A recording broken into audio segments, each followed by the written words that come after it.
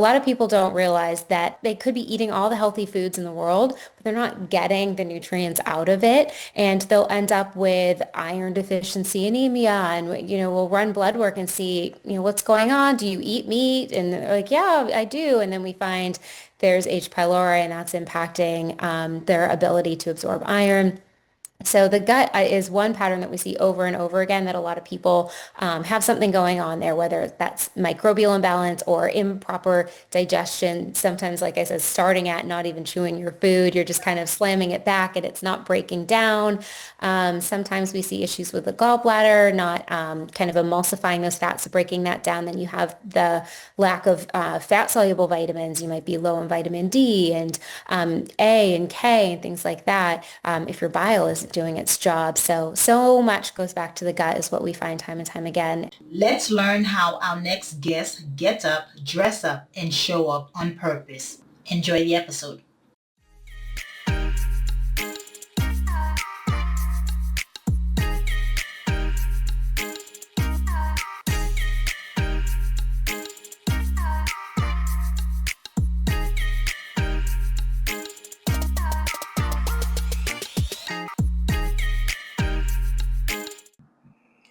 Hello, morning enthusiasts. Welcome to the Best Morning Routine Ever podcast. I am your host, Dr. Lunid, and today I am elated, super thrilled to have our next guest on the show, Kristen Blake. She is the founder of KB Wellness, a functional and integrative health practice helping women and families achieve optimal well-being. So this is coming from her own background and her own struggles. After overcoming her own chronic illness, Kristen turned her healing journey into her life's mission, guiding others to uncover root causes and restore balance through nutrition and lifestyle. And I love that piece about it. It's like, let's get to the root cause of it. Stop putting a band-aid over it. Stop masking it. Let's find out how to uproot it and heal it for good. And that's what she does and does very well with helping her clients. And so I'm really excited to have her on here. So with no further ado, Kristen, welcome to the show. Thank you so much for having me. It's a pleasure. Absolutely. I'm really, really honored to have you on here today because I love the dichotomy of how you combine nutrition and lifestyle. And again, like I said earlier, just looking at the root cause of a lot of the imbalances that we have. And your focus is on women and families. Tell us how that got started for you. Yeah, so going way back when I was a teenager, I was sick all the time and no one could really figure out what was going on. I was told it was just me. It was normal to have rashes and fevers. I would pass out sometimes even. I was in and out of the ER. I had some really wonky blood markers, but no one was able to really put it all together and tell me what was wrong. And I kind of just went through life accepting that I guess that was how I was. And then after I had kids, they started exhibiting some interesting symptoms as well. Eczema, rashes, recurrent fevers, and things that were reminiscent of me in my childhood. And as a mom, I just couldn't accept that for them. It was like I was able to accept it for myself, but not for them. And so that's when I decided I needed to really dive in and figure out what was going on. Around the same time, my husband was playing for the LA Lakers, and they had hired a really wonderful doctor who was also a nutritionist. And she started working with the players and their families on diet and lifestyle labs. And she started teaching me how to read labs. And my eyes were open to this whole other world where you can go deeper than just, well, this looks weird. We don't know why. So I started hopping on PubMed and just researching on my own to try to put together the pieces of the puzzle for myself. I was able to figure out eventually what was wrong with me and then seek out appropriate care based on that diagnosis and was able to help my kids as well. And through that process, everyone around me started to notice I was feeling better. My kids were feeling better. Their eczema was better. They didn't have asthma anymore. What was going on? And people started asking me for help and advice. And then I realized that that needed to be my life's passion and mission was helping other people the way that I was able to help myself and my family. So that's when I went back to school and started at the Institute for Integrative Nutrition, became a health coach there. And then I went on to earn a master's in clinical nutrition and human performance. And in between a whole lot of other certifications and qualifications along the way to bring me to where I am now, where I run my practice and have an amazing team. We have an RN, an RD, two health coaches, and everyone has the same mission and passion that I do to help women and their families. Yeah, then that's huge. What were some of the imbalances that you found out that, all the blood work that you've done over the years could not pinpoint? Yeah, so it turns out I had chronic Lyme disease that was undiagnosed, and I got bit by ticks a lot growing up in New England, playing in fields, and I would just pull them off of me. And what I didn't know then that I know now is that only 25% of people that contract Lyme disease have that bullseye rash. But when I was a kid, they only treated you if you had a rash. So I never got treated, and that's what ended up throwing off like my C3, C4, C3A, C4A, throwing off my whole immune system, which then led to me being much more predisposed to all these other things that I ended up with, co-infections and recurrent viral infections and things like that. I also had a lot of gut issues because I was on antibiotics a lot because they weren't sure what was wrong with me, so they kept giving me antibiotics. So through that, I had a lot of intestinal permeability and microbiome imbalances where there's a lot of the bad bacteria and none of the good because the antibiotics are great at clearing all of those out. And then some of the other ones were opportunistic overgrowths they were able to take over. I then developed SIBO. I ended up with POT, which thankfully all of this has resolved once I was able to kind of get all the way down to the bottom and realize it was really the Lyme disease was the biggest driver for me and rebalancing my gut, rebalancing my hormones, rebalancing my immune system all went towards getting me to where I am today. Wow, good for you for diving and doing that research and being able to get diagnosed and get properly treated. And Yeah. is it common for a lot of things to go unnoticed where we're talking about modern medicine where it is more geared towards just like research, and if they do the blood work, they get do some labs and they can't find anything, they're just like, oh, that's it. Yeah. I find a lot of people come to me that have been passed around a lot. So they'll go to their primary care who will refer them to the rheumatologist, but then the rheumatologist isn't sure. So then they send them to the allergist, and then the allergist isn't sure. So then they send them to the dermatologist, and the dermatologist isn't sure. So they kind of just keep going in these circles in these different specialties, which they're amazing doctors in their own right, and they do great things when they're able to figure it out. But there's all of these cases out there that kind of slip through the cracks where it doesn't quite fit into any one single silo, and so they just keep getting passed around. And then that's where more of a functional and integrative approach, I think, can be really amazing because there's functional medicine doctors out there, there's functional practitioners like myself and my team, where we do take that big picture approach and we kind of take a step back and look at all of the different pieces and see how can this all fit together and help them find an appropriate diagnosis and the appropriate physician or care or whatever they need from there. But it really takes that big picture approach of kind of stepping back instead of just looking at your rheumatoid factors and go, well, you don't have arthritis. Okay, go to the next place. But something's going on, and that's one of my favorite things is helping people advocate for themselves, get the right testing, and figure out what is going on underneath all of that. Yeah, it's really a struggle when you're looking at everything siloed and one piece at a time. But we're a whole being. Yeah. It's all connected, and I can imagine how stress and anxiety can run havoc on the nervous system Yeah. alone. And if we can't identify it, we are at a deficit or at a loss to begin with. Tell us about some of the common patterns that you see, because I love that your team takes a step back, look at the whole picture, look at the whole human being in front of you, look at the holistic aspect of it, so the lifestyle piece. What are some things that comes up that are kind of shocking? I think people might be surprised to know the gut is really central to a lot. A lot of people think, well, I don't have celiac or I don't have any GI pain or diarrhea or anything, so I'm fine.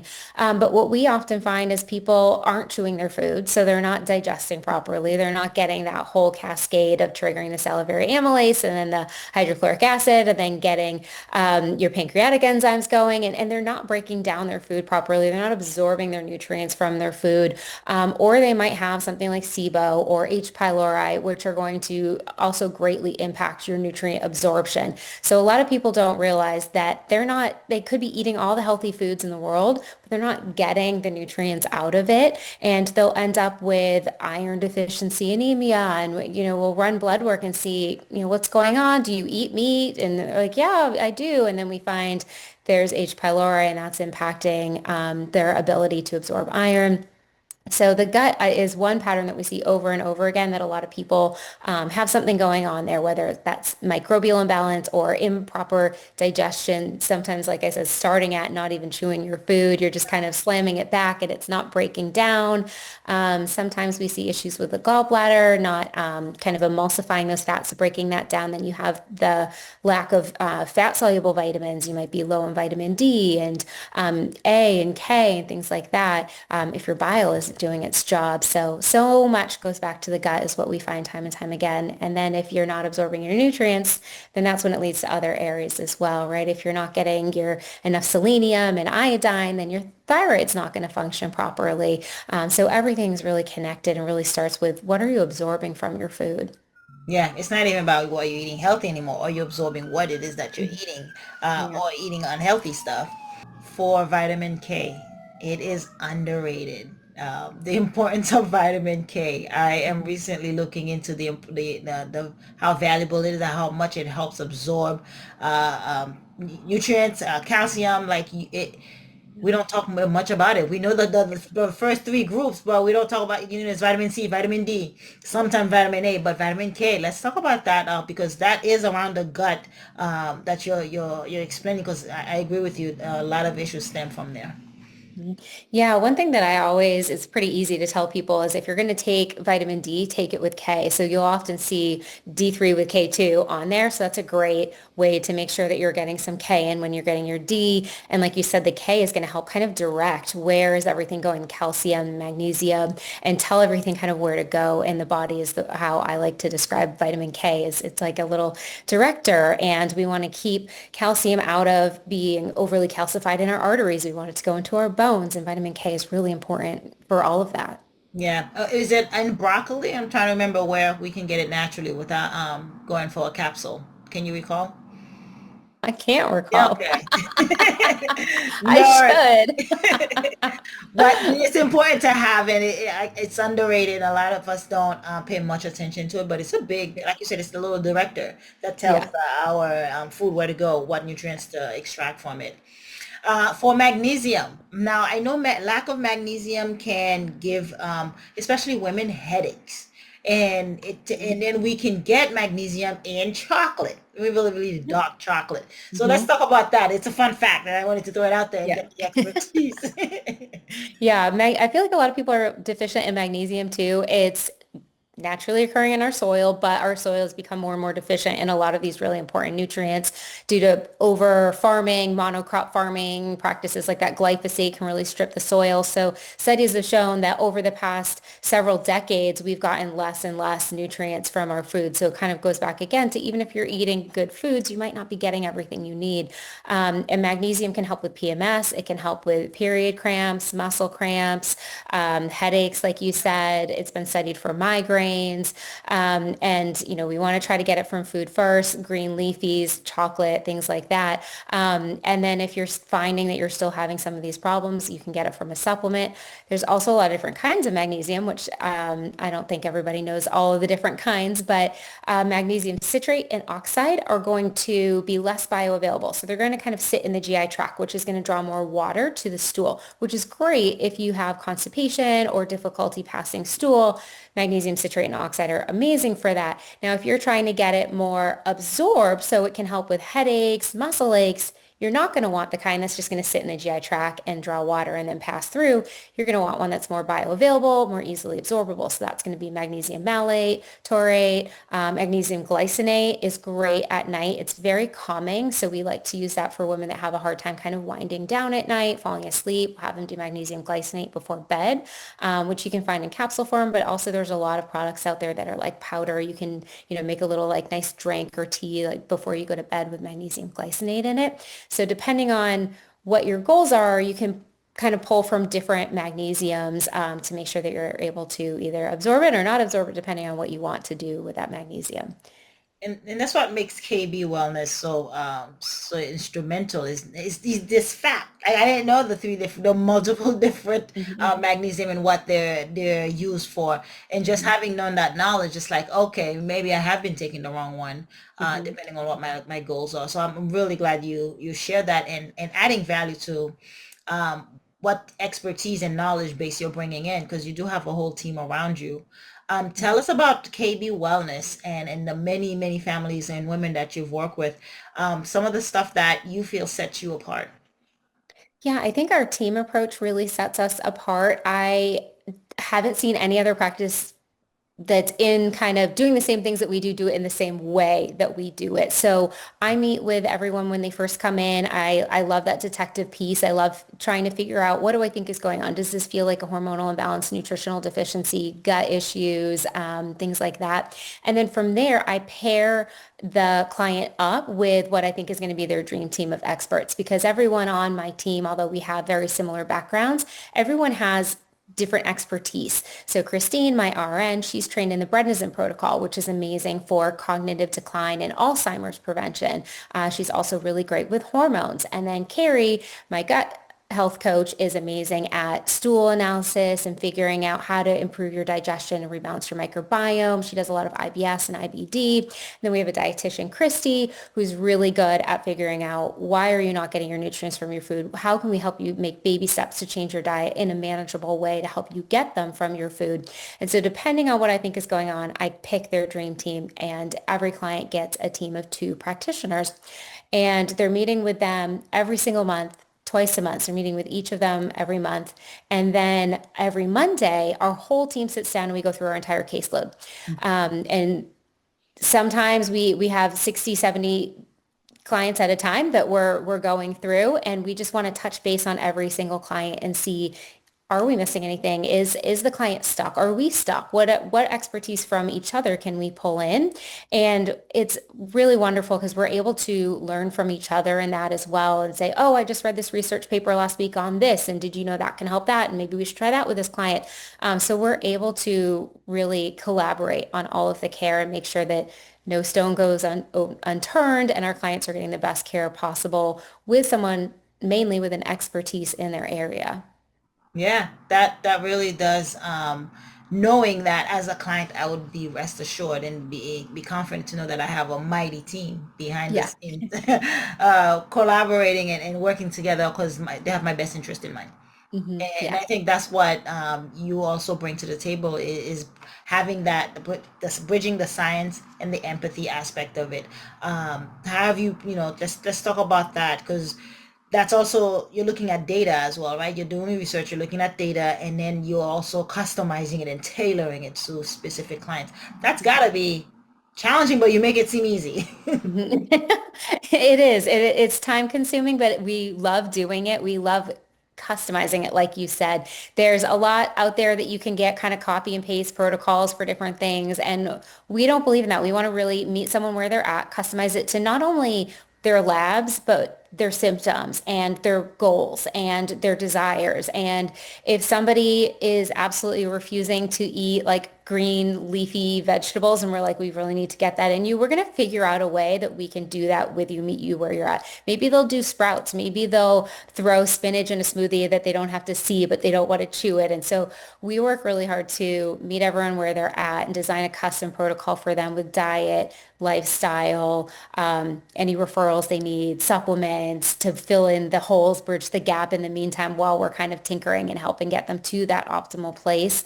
And we love doing it. We love coaching them through that and guiding them. And they also have a message portal that we are available 24/7 in between appointments as well. So if they have a question or they tried something and it didn't go well or anything that comes up, they're able to reach out to us and we can get back to them right away. So they don't have to wait until their next appointment. So we really want to support them on that whole journey so they never feel alone. I think that's where a lot of people fall off if they're doing something either by themselves or some complex protocol with not a lot of oversight or guidance, they might hit a roadblock and not know what to do. And then they kind of have to just stop. But with us, if you hit a roadblock, we're right there to support you and help you kind of figure out your next move from there. Yeah, it's not just accountability anymore. It's redirection. It's okay where we we're gonna figure out a new plan. You hold tight, give us Yep. 24 hours. We're gonna come up with something Yep. else. Yep, exactly. I love Especially that. when there's kids. Kids, the moms will be like, "Okay, we tried the liquid supplement and he said it was disgusting and he won't try it again. What do we do?" And we're like, "Okay, we've got this one. It's a powder and we're going to put it in cherry juice and you're going to do it at night because cherry juice increases melatonin and so it's going to help sleep too." And so we can always just kind of like redirect on the fly. That's pretty awesome. And for kiddos, because you're helping the entire family, right? Mom, Mhm. dad, all the kids. Yeah. Kids and their famous phrase, no veggies. How do you combat that? How do you come back to that? There's a great book. I think it's called Sneaky Chef. And there's a couple out there, but there's one that I'm pretty sure it's called Sneaky Chef. And it talks about ways that you can sneak veggies in. So if your kid won't eat a vegetable that they are looking at, you can start by sneaking it in while you're kind of working on opening, their palate to some new things. But at least let's try to get it in there. So you can do things like steam cauliflower and then puree it. And you can put that into mac and cheese. They'll have no idea that they're having cauliflower because it's just mixed in with that creamy sauce. I'm a big fan of spinach into smoothies for kids, and we call it like monster juice and like, oh, it's green, and they think it's fun, but they have no idea there's spinach in there because you really can't taste spinach when it's blended up. You can do frozen zucchini in smoothies as well. You can do pureed carrots and zucchini into like a pasta, like meat sauce. You can hide a lot in a meat sauce.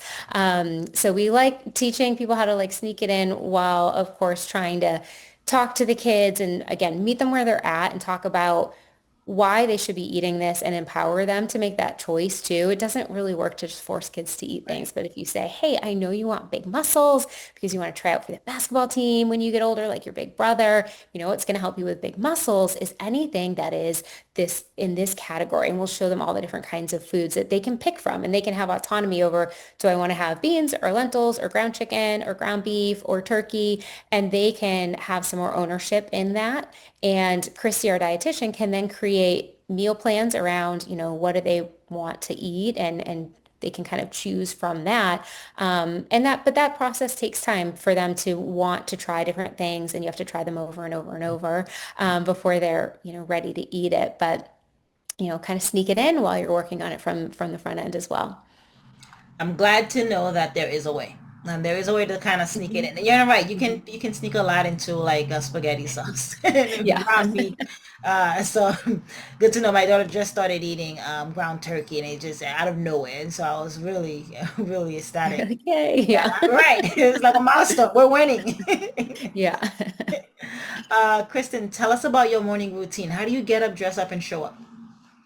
I'm a big fan of getting sunlight on my eyes in the morning. That is going to help tell my pineal gland to stop secreting melatonin. It's going to tell my body this is daytime now. It is not nighttime anymore. So I walk my dog. So I get up and go outside, walk my dog. Sometimes I have to like wait a little bit until the sun comes up, depending on the time of the year. But as soon as the sun comes up, I'm outside walking my dog. That's one of my favorite things to do.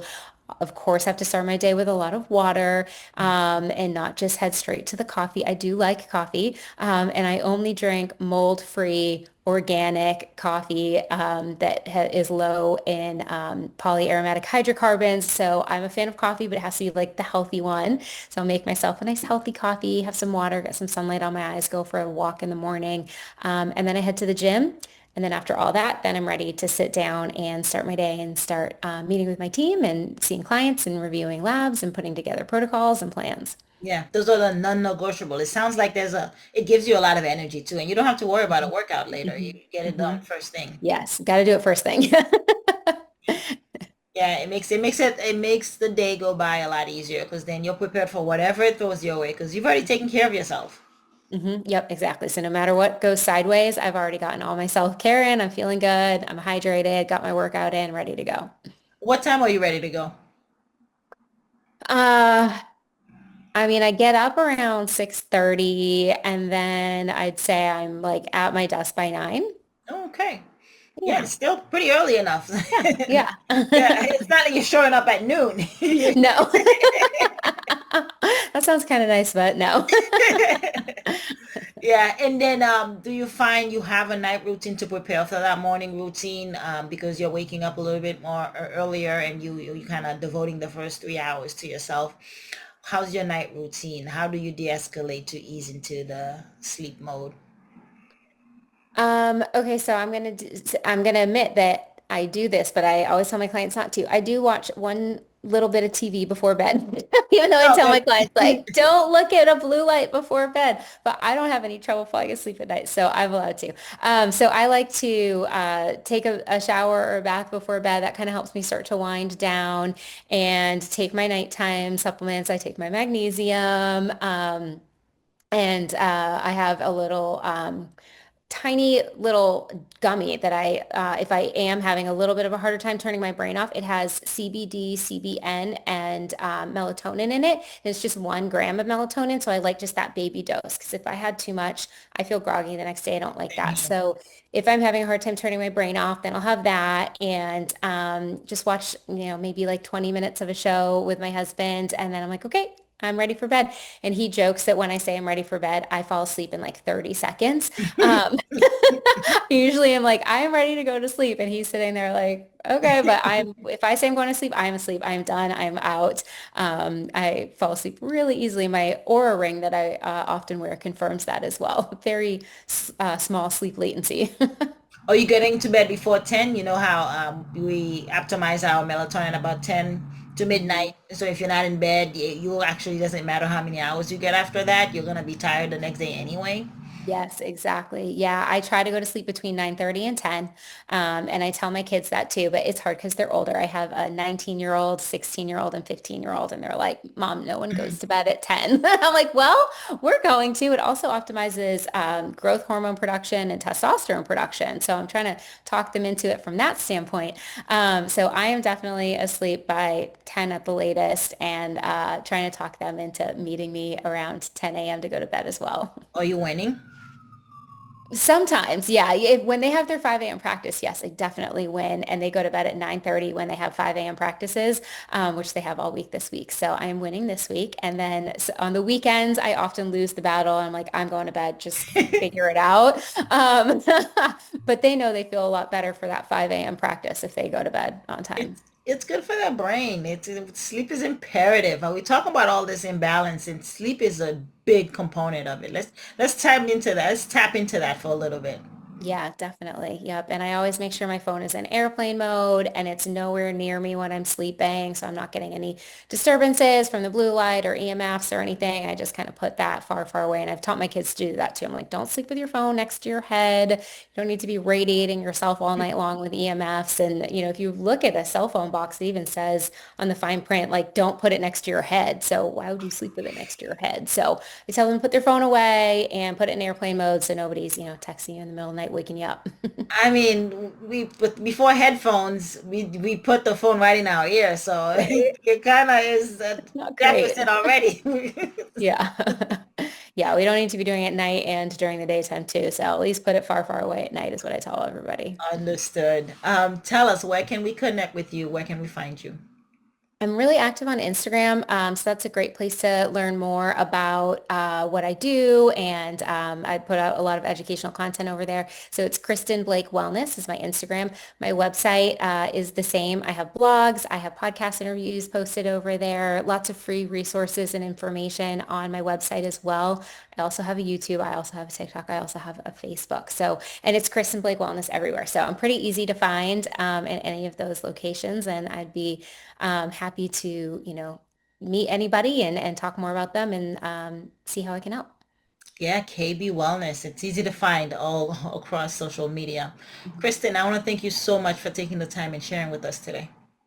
Thank you so much for having me. It was a pleasure meeting you and love to talking to you this evening. Absolutely. Hope you enjoyed today's episode. Please comment and tell us what was your favorite part, your favorite habit that you are going to try out for yourself today. Comment below. If you haven't already, be sure to subscribe. Until next time, I will see you at the top of your best morning routine ever. Stay blessed.